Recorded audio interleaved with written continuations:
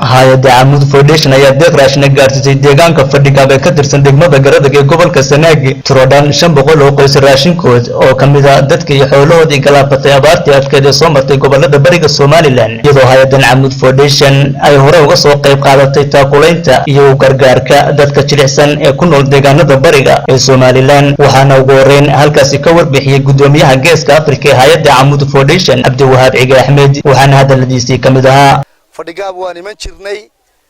intaas oo jeer baan nimid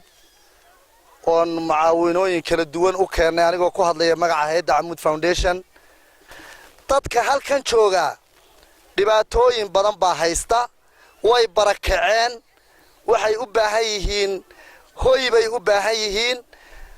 nolol caafimaad bay u baahan yihiin oo qofta xanuunsata caafimaadkeegii isma saarna xoolaha ka dhamaaday oo nolol bay u baahan yihiin wax kasta oo insaan u baahan yahayba way u baahan yihiin dhulkuna waa dhul kala fog waxaan leenahay xukuumadda Soomaaliland iyo hay'adaha samafalkaba ha loo soo gurmado bulshadan anagu uma aanan keenin wax kaafi kara laakiin arrinkayagu waa baaq way emergency baan ahayn dhiig joojin weeyi laakiin ummadda bulshada ugu dhow kuwa dhow iyo kuwa fogba waxaan leenahay ummadan ha la soo gaaro ha loo soo gurmado kooda waxa ka mahad celiyay deeqda raashinka ee la soo gaarsiiyay qaar ka mid ah dadkii deeqdan loogu deeqay ee ku sugnaa deegaanka fadhiga Aamud Foundation waxay noo keentay raashinka aragtaan ee ku fadhiisada ah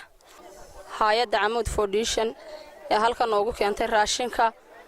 waxaan kaloo salaamayaa madaxda qaranka ee nala joogta iyo askarta amniga ah ee nala joogta waxaan salaamayaa haweenka halkan isugu yimid reer Fadhigaab waxaan leeyahay hay'addani waxay noo keentay raashin ilaahay baan ugu mahadnaqaynaa iyagana waan u mahad celinaynaa bismillaahir rahmaanir rahiim horta waxaan salaamayaa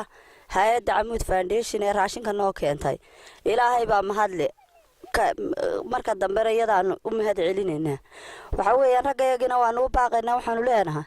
waryaadheen hubka iyo qoryahana isla dhacaysan dhigo oo aruurihiinan raashin u siiya baabaaye bilaadan ku soo dawarayo